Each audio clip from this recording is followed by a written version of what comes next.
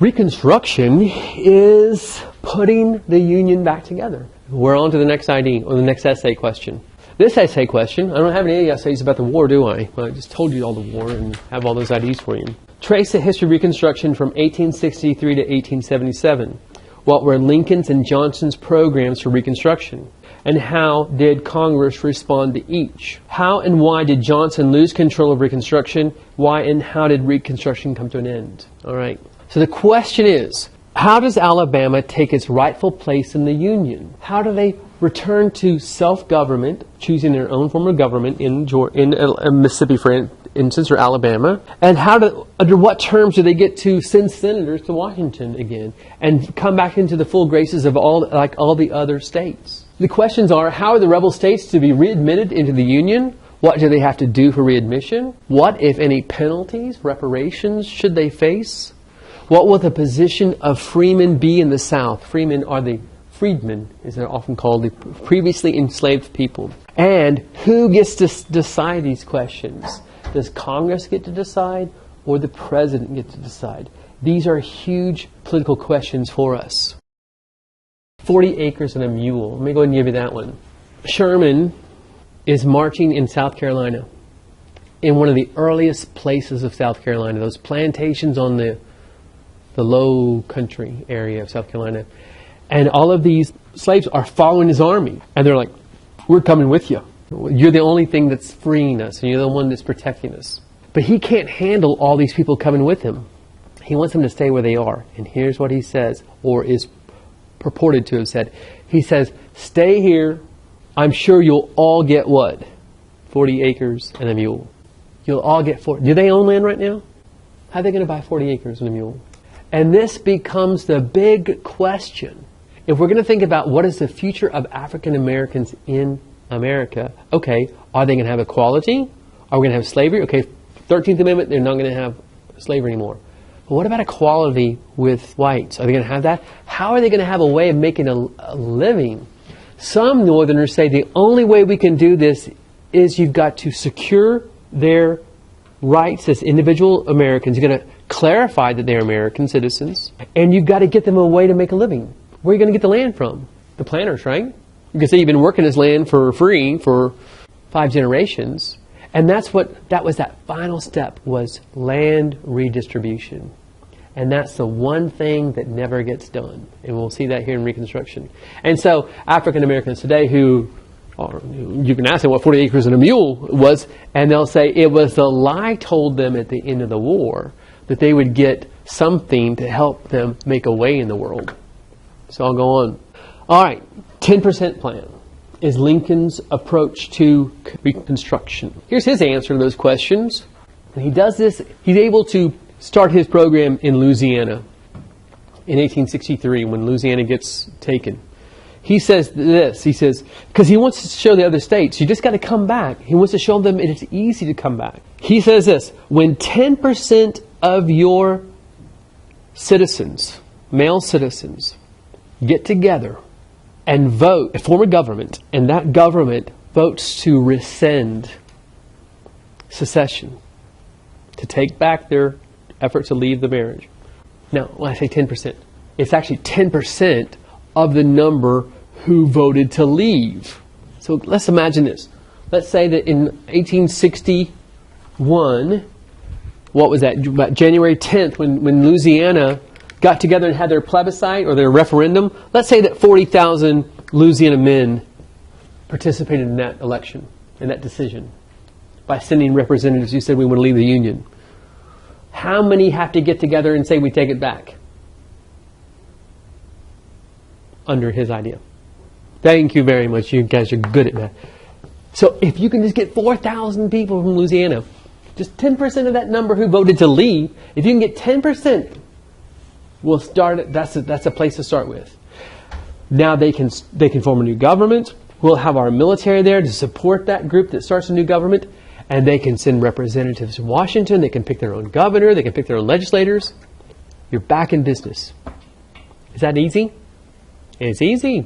Like that Staples thing, right? Hit that button.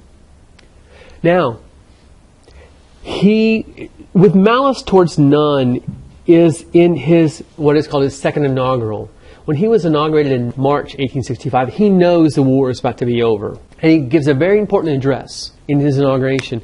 And he says, I want to end this great tragedy of ours, of our country, of all these dead and all this suffering.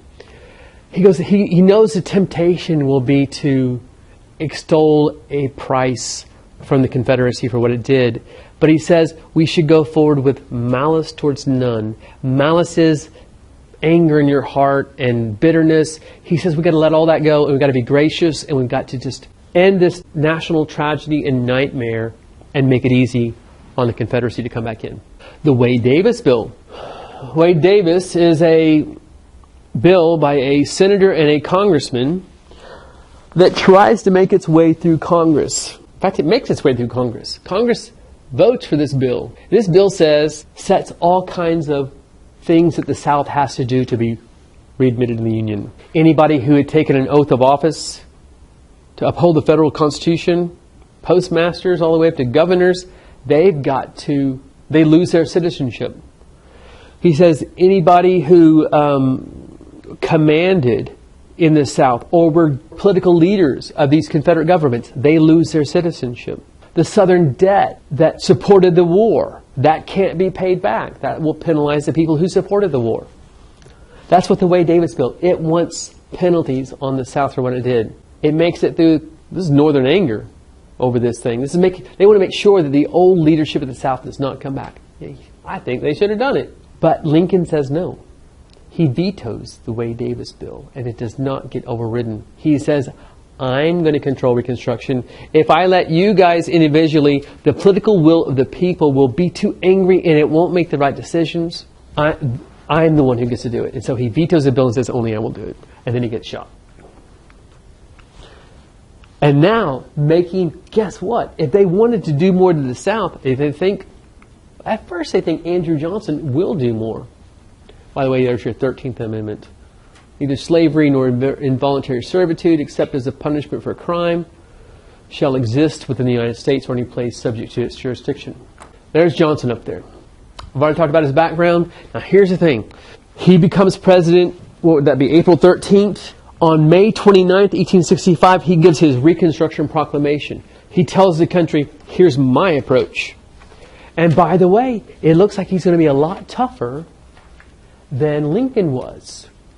In his Reconstruction Proclamation, he does a lot of the Wade Davis bill things. He says, if you ever swore to uphold the U.S. Constitution, you lose your citizenship. And you, not citizenship, but you lose your civil rights as far as voting and holding office. Unless I give you a pardon personally. Now, I don't know if you'll know this, but presidents and governors can pardon people. A president can pardon anyone for a federal crime. Any federal crime. A state governor can pardon any person for a state crime. And he says that the only way that you can have your rights restored are as if you get a presidential pardon. He also says the state governments will not be paid back. The state debt from the South will not be paid back. Guess who he thinks mostly put up that money for the state debt, or the Confederate debt? Who had money to give the Confederacy to execute the war? The planner class, right? Does he like the planner class? He doesn't. He thinks they're the ones who led them into the war. So, here's what ends up happening. And here's what if you want to write this essay, write this now. Johnson looks tough in May 1865, but then during the summer of 1865, he does something really weird. He starts getting visitations from people all over the South. The planners start coming to Washington, and they are asking for a pardon. And they're like hitting the carpet, right? They're like, sorry, Andrew, President Johnson, would you please? And they sit down with him. And he's almost like Joseph in the biblical book at the end of Genesis, or in the middle of Genesis, when his brothers had sold him into slavery and later on he's in a position to be magnanimous. All you got to do is bow to him, and he starts pardoning all these planners. Historians with a psychological interest have been wondering, why did he do this? And they just wonder if they played on his ego and he started pardoning everybody. Then all you had to do is write a letter to him and say, President Johnson, would you please pardon me? No. And so he starts giving pardons to everybody, practically. The South has new conventions to form new governments, and they have new elections, he does tell them all that they've got to abolish slavery. That's going to have to happen. But then the South turns around and passes what are called black codes. That's your ID for you, right? The black codes. They replace the slave codes. Guess who these codes, the codes are laws. Guess who these codes are for? These laws are for black people, right? So the black codes are going to be a series of laws that are going to try to preserve as much as possible of slavery. And by the way, there's no land redistribution. There's no 40 acres and a mule. Yes, they're going to try to keep them in as much as possible slavery. So here's the thing. The black codes include things like blacks can't serve on juries. Blacks can't give testimony in court. Blacks have to have a labor contract for a year with someone. They've got to enter into a contract. If they don't enter a contract with somebody, they are going to be, they create vagrancy laws, which is if you don't have enough money, then they can throw you in jail. And you cannot travel or leave the territory where your labor contract is in force without the approval of the person with whom you're in a contract. Who are they going to get contracts with? Who's in a position to hire them? The planners are. This right here is a depiction. It says, selling a freeman to pay his fine at Monticello, Florida. Here's a black man traveling through. He's probably trying to find his family. He's got word on where they might have moved. He gets apprehended in Monticello, Florida. And they're like, where's your labor contract? He goes, I don't need a labor contract. I'm a free man. Haven't you read the 13th Amendment? Don't you know what's going on here? And also, don't you remember the Emancipation Proclamation?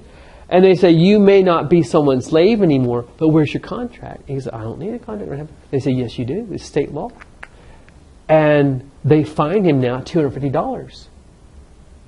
And so now they turn around and they say, does anybody want to buy this man's contract? They want to give him a contract and pay off his fine. He's back in slavery, isn't he? And you'll see the black codes are simply to try to preserve as much as possible slavery. The North doesn't like it. Well, I can tell you, some Northerners are fine with it. Some Northerners out here in Ohio and Southern Illinois are like, oh, it's not the worst thing. Let's keep them where they are. Now, Northerners over here, abolitionists, what do you think they think of these black codes? They think it's horrible, right? What about human equality? What about the advancement of Africans in America? All right, so that's the black codes. Now, Alexander Stephens, your next ID, this guy who looks like he's 15, but it's actually like 50. He was the vice president of the Confederacy. Johnson pardons him. He runs for senator from Georgia. Georgia, the Georgian people vote for him as their senator to Washington, D.C. Now, he's reflective of a number of former Confederate leaders who get pardoned and then get elected by their state governments to go to Washington. They arrive in January 1866 for the new Congress. Northerners are incensed, including some of these Northerners over here in Indiana and Illinois. These folks from Indiana and Illinois that weren't that upset at the black codes, but they really are upset that these former Confederate leaders are now being sent to Washington. And so here's the thing. Congress has its own authority over itself. And what Congress ends up saying is, we are not accepting the credentials of Alexander Stephens. Something like 6 generals get sent from the South and Confederate governors. And they're like, well, it's like the South never lost the war. And so the Congress votes to not seat these, not to accept their credentials. And Johnson's like, you have to accept them. They're being sent here, and I've pardoned them. And they're saying, you can pardon them if you want to, but we're in control of Congress. Congress. And if the president tries to come over here and tell Congress what to do, that's a breaking the separation of powers. And this is how it was written in the Constitution. We are our own authority. And so a battle begins to emerge between Congress, which doesn't like this return of Southern planters, and the curiosity that historians ask, why did Johnson decide to side with the planters again? And maybe it was because they made him afraid of what was going to happen with the previously enslaved population, that we've got to keep them under control. The only ones who can do it is the planter class, and the natural leaders of the South need to reemerge.